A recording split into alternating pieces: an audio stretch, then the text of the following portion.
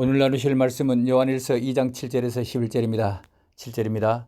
사랑하는 자들아, 내가 새 계명을 너에게 쓰는 것이 아니라 너희가 처음부터 가진 옛 계명이니 이는 옛 계명은 너희가 들은 바 말씀이거니와 다시 내가 너희에게 새 계명을 쓰노니 그에게와 너희에게도 참된 것이라. 이는 어둠이 지나가고 참빛이 벌써 비침이니라. 빛 가운데 있다 하면서 그 형제를 미워하는 자는 지금까지 어둠에 있는 자요, 그 형제를 사랑하는 자는 빛 가운데 거하여 자기 속에 거리낌이 없으나 그 형제를 미워하는 자는 어둠에 있고 또 어둠에 행하며 갈 곳을 알지 못하나니 이는 그 어둠이 그의 눈을 멀게 하였음이라. 아멘. 오늘은 의지를 발휘해서 사랑합시다 라는 제목으로 말씀을 나누겠습니다. 요즘 팬데믹이 끝나면서 환경이 빨리 변하는 것 같습니다. 해야 할 일도 많고 경제적으로도 어려운 일이 많습니다.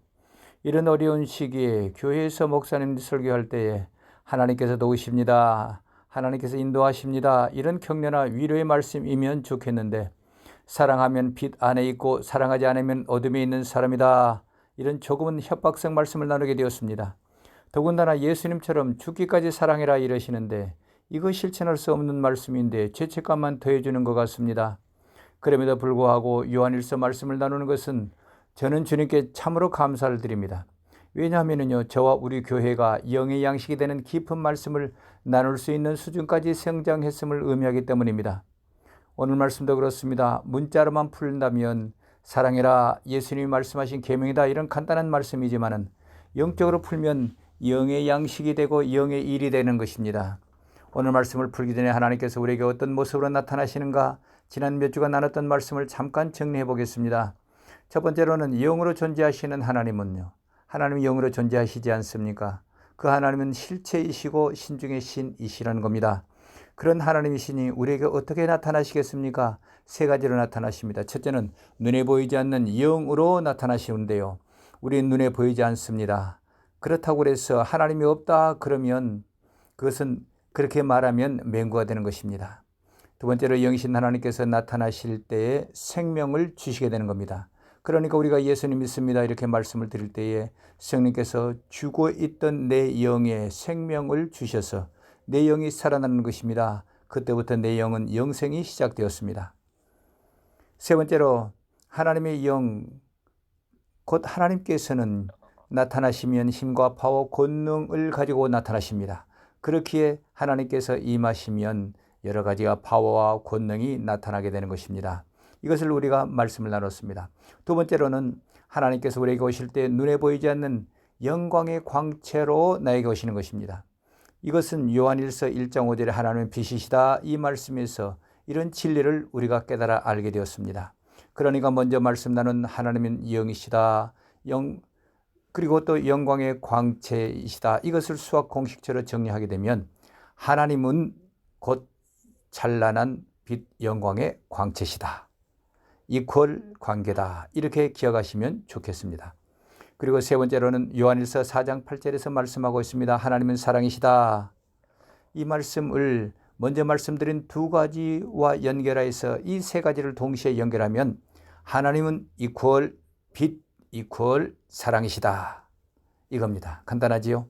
이 세 가지를 또 문장으로 다시 한번 정리하면 이렇습니다.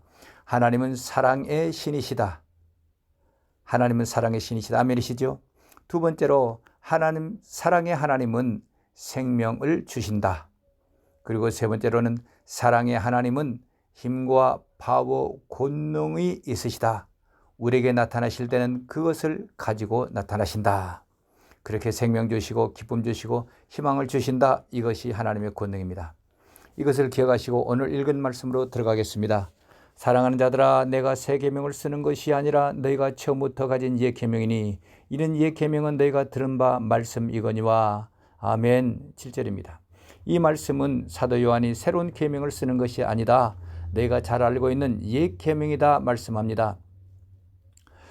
예수님께서 말씀하신 것을 옛 계명이라고 말씀한 겁니다. 왜냐하면요, 예수님께서 부활 승천하신 지 60여 년이 지났기 때문에 그때 세대 사람들과 지금 세대 사람은 다르기 때문에 그때 말씀하신 것을 옛 계명이다 말씀하신 것입니다. 그러면 그 옛 계명은 구체적으로 무엇을 말씀하는 것일까요? 마태복음 22장 37절입니다. 예수께서 이르시되 내 마음을 다하고 목숨을 다하고 뜻을 다하여 주 너희 하나님을 사랑하라 하셨으니 이것이 크고 첫째 되는 계명이요 둘째도 그와 같으니 내 이웃을 내 자신같이 사랑하라 하셨으니 이 두 계명이 온 율법과 선지자의 강령이니라. 아멘. 모세오경이든지 선지자들의 예언서든지 어느 성경이든지 요약하면 위로는 하나님 사랑이요 옆으로는 이웃 사랑이라는 말씀입니다. 이 말씀은 우리에게 매우 중요한 말씀이기도 합니다. 우리가 평생 예수님을 믿어왔지만 믿는 사람으로서 어떻게 살아야 할지 모를 때가 많습니다. 방금 읽은 말씀은 그것을 우리에게 정리해 주는 것입니다. 간단히 말씀드린다고 하면 위로는 하나님을 사랑해라, 옆으로는 이웃을 사랑해라. 이것이 기독교인이 행해야 될 핵심 중의 핵심이다, 이 말씀입니다. 이렇게만 살 수 있다면 성경 말씀을 다 지키는 것이고 선하게 사는 것이고 착하게 사는 것이고 하나님이 기뻐하시는 사람이라는 것입니다. 그러니까 하나님께서 가장 원하시는 것은 우리가 사랑하고 사는 것, 이겁니다. 이것이 성경 여러 곳에 나타나 있습니다.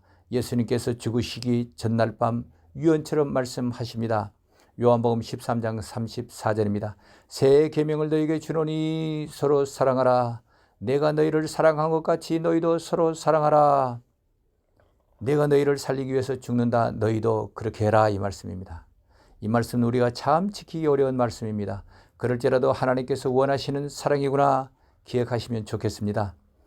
로마서 13장 9절에 말씀하고 있습니다. 간음하지 말라, 살인하지 말라, 도둑질하지 말라, 탐내지 말라 한 것과 그 외에 다른 계명이 있을지라도 내 이웃을 내 자신과 같이 사랑하라 하신 그 말씀 가운데 다 들었느니라. 아멘. 내가 이웃을 사랑하면 간음하지 않을 것이요 사랑하거나 미워하지도 않을 것입니다.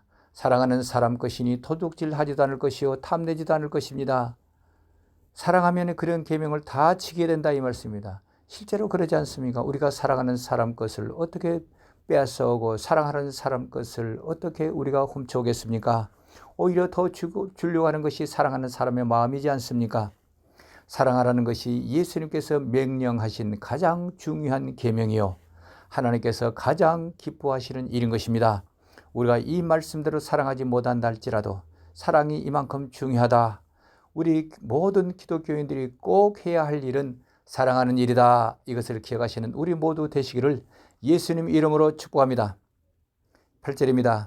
다시 내가 너희에게 새 계명을 쓰노니 그에게와 너희에게도 참된 것이라. 이는 어둠이 지나가고 참빛이 벌써 비침이니라. 아멘. 사도 요한이 새로운 계명을 쓴다는 말로 오해하기 쉬운 말씀입니다. 다시 내가 너희에게 새 계명을 쓰노니 라고 말씀하기 때문입니다. 그러나 이 새 계명을 사도 요한이 쓴다는 것이 아니라 예수님이 이 땅에 계실 때로부터 약 60년이 지나서 AD 95년경에 사도 요한 일서를 쓰는 것이니 그때 하신 말씀을 다시 쓰니 새 계명이다, 이 말입니다. 그러니까 예수님께서 그때 사람들에게 사랑해라, 좋게 말할 때 사랑해라 그러셨던 것이 그때 사람에게 하신 말씀이지만은 그 당시 사람들에게 하신 말씀입니다. 60년이 지난 지금 세대, 새로운 세대 사람을 위한 것이니 새로운 계명이다, 이 말씀입니다. 이 말씀을 우리에게 적용하면 2000년 전에 말씀하신 옛 계명이지만은 오늘날 우리는 그때 사람이 아니라 새로운 시대, 새로운 사람이니 새 계명이 되는 것입니다. 이것을 우리 자녀들에게 적용해 보겠습니다. 우리가 다 떠난 후에 우리의 자녀들은 새 세대이지 않습니까? 이 계명을 지켜야 할 새 계명이 되는 것입니다. 또 하반절에 말씀하고 있습니다. 이는 어둠이 지나가고 참빛이 벌써 비침이니라. 아멘. 예수님께서 세상의 참빛으로 오셨음을 말합니다. 생각해 보십시오. 이 말씀을 2000년 전 사도 요한이 교인들에게 설교했을 것입니다. 참빛이 오셨다. 우리 안에 계신다. 그런데 놀랍게도 2000년 전에 각 사람 안에 참빛 그리고 영광의 광채로 계셨던 그 빛이 오늘날 우리에게도 계시는 겁니다. 지금 우리 각 사람 안에 임해 계시는 것입니다. 아멘이십니까? 이것은 하나님은 영원하시다는 것을 보여줍니다. 영원 세계는 영원하다는 것입니다. 우리는 하루나 한 달이나 1년이 길다고 생각하지만은 영의 시간은 그리고 영의 공간은 제한을 받지 않습니다. 1000년이 하루 같고 하루가 1000년 같다. 물질 세계 1000년이 영의 세계에서는 하루 같다는 것입니다. 그곳에는 빛의 세계이기에 밤이 없습니다. 어둠이 없습니다. 하루 이틀, 한 달, 두 달 구분이 없습니다. 영원합니다. 그렇게 저는 기대가 큽니다. 빛의 나라에 들어간다는 것을 생각만 해도 기쁩니다. 우리가 지금껏 경험해보지 못한 나라이지 않습니까? 우리의 성도님 모두가 큰 빛덩어리 되어서 저 빛의 나라에 우리 모두 들어가실 수 있길 바랍니다. 그렇게 되시기를 예수님 이름으로 축원합니다. 9절입니다. 빛 가운데 있다 하면서 그 형제를 미워하는 자는 지금까지 어둠에 있는 자요. 하나님의 빛은 눈에 보이지 않는 빛입니다. 내 영으로만이 그 빛을 보고 느낄 수가 있는 것입니다. 그런데도 안타깝게 내 영은 무의식 속에 있습니다. 그러니 하나님의 빛을 내 육신의 감각으로는 인식하지 못하는 겁니다. 설교 초반에 하나님의 영의 특성을 말씀을 나누지 않았습니까? 하나님은 빛이시면서도 사랑의 빛입니다. 그러니 빛 안에 있는 우리는 사랑 안에 있는 사람이 되는 것입니다. 이 말씀에서 그 형제라는 단어가 나옵니다. 그 형제는 예수 그리스도를 의미합니다. 예수님을 사랑하지 않는 사람, 다시 말하면 예수님을 미워하는 사람은 빛 안에 있는 사람이 아니라는 말씀입니다. 유대인을 예로 들어보겠습니다. 그들은 하나님의 빛이라는 것을 알고 있을 것입니다. 그렇지만은 예수님을 하나님으로 믿지 않고 예수님을 미워합니다. 싫어합니다. 예수님 믿는 사람을 쫓아냅니다. 그런 사람은 빛 안에 있다고 하지만은 아니다, 어둠에 있다, 이 말씀입니다. 이 말씀은 우리에게 해당되지는 않습니다. 왜냐하면요, 우리는 예수님을 사랑하기 때문에 오늘 이곳에 모여서 예수님께, 하나님께 예배를 드리고 있기 때문입니다. 예수님을 사랑하지 않고 말씀을 사랑하지 않는 사람은 교회 오지 않습니다. 예배 드리지도 않습니다. 그 사람은 어둠 속에 있는 사람이기 때문입니다. 이제 10절로 가겠습니다. 10절과 11절은 같이 풀겠습니다. 10절입니다. 그 형제를 사랑하는 자는 빛 가운데 거하여 자기 속에 거리낌이 없으나 11절입니다. 그 형제를 미워하는 자는 어둠에 있고 또 어둠에 행하며 갈 곳을 알지 못하나니 이는 그 어둠이 그의 눈을 멀게 하였음이라. 아멘. 10절에서는 그의 형제, 11절에서도 그의 형제, 이런 같은 단어를 동시에 썼습니다. 그의 형제는 예수님 믿는 사람을 예수님 형제다라고 말했습니다. 형제는 같은 DNA 그리고 같은 유전자를 갖고 있는 사람들입니다. 목소리도 비슷하고 행동도 비슷합니다. 한 방에서 뒹굴고 장난치고 때로는 싸우기도 합니다. 그렇지만 서로 사랑합니다. 아끼는 마음이 큽니다. 밖에 나가서 형제가 싸울 때는 한편이 되어서 싸웁니다. 그것이 형제입니다.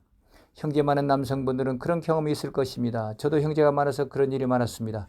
형이 싸우면 가만히 지켜보고 있다가 형이 밑으로 깔리면 위에 있는 사람을 발로 차서 밀어뜨립니다. 그러면 2대1이 되니까 싸우면 안 되는 겁니다. 이것이 형제입니다. 그런데도 놀랍게도요, 하나님이신 예수님께서 내 형제랍니다. 우리 사람들은 의리가 없고 나만 생각합니다마는 예수님은 그렇지 않습니다. 나를 형제라고 부르시면서 나를 데리고 다니시고요, 나를 지켜줍니다. 필요한 것을 공급해 주시고요, 이거저거 가르쳐 줍니다. 다른 사람이 나를 힘들게 하면 그 사람에게 벌을 주고 징계를 합니다. 바울사도가 그런 경험을 했습니다. 바울사도의 원래 이름은 사울입니다. 매우 열심히 있는 유대 교인이었습니다. 그래서 예수 믿는 사람들을 찾아내서 감옥에 놓고 때리고 돌로 쳐서 죽이는 사람이었습니다. 그러던 어느 날 다메섹이라는 곳으로 군인들을 데리고 예수 믿는 사람들을 잡으러 가는데 갑자기 하늘에서 밝은 빛이 비칩니다. 사울아, 사울아, 왜 나를 핍박하느냐 그럽니다. 당신이 누굽니까? 너가 핍박하는 예수라 그럽니다. 사울이라는 청년은요, 예수님을 직접 십자가에서 못 박을 때도 동참하지도 않았고요, 예수님을 때리는데 동참하지도 않았던 사람입니다. 그런데 예수 믿는 사람을 잡아내고 죽이고 그랬는데 예수님께서 자신을 핍박했다고 말씀하시는 겁니다. 사울이 그때 중요한 진리를 깨닫습니다. 아하, 예수님 믿는 사람은 예수님과 한 형제이고 예수 믿는 사람을 핍박하면 예수님을 핍박하는 것이다. 예수님한테 벌받고 징계받는구나, 그것을 깨닫습니다. 또 한편으로는요, 예수님 믿는 사람을 사랑하면 예수님을 사랑하는 것이다, 이것을 깨닫습니다. 저는 이것을 생각하면 참 기쁩니다. 주님께서 나의 형제가 되시고 한편이 되시기 때문입니다. 이 말씀이 믿어지시길 바랍니다. 한번 따라서 해보십시다. 예수님과 나는 형제입니다. 예수님과 나는 한편입니다. 우리 모두는 한편입니다. 아멘이십니까? 이것을 10절, 11절이 말하는 것입니다. 10절은 참빛 안에 있는 사람을 말합니다. 그 사람은 예수님과 한편이시고 예수님 믿는 우리 모든 사람과 한편이라는 것입니다.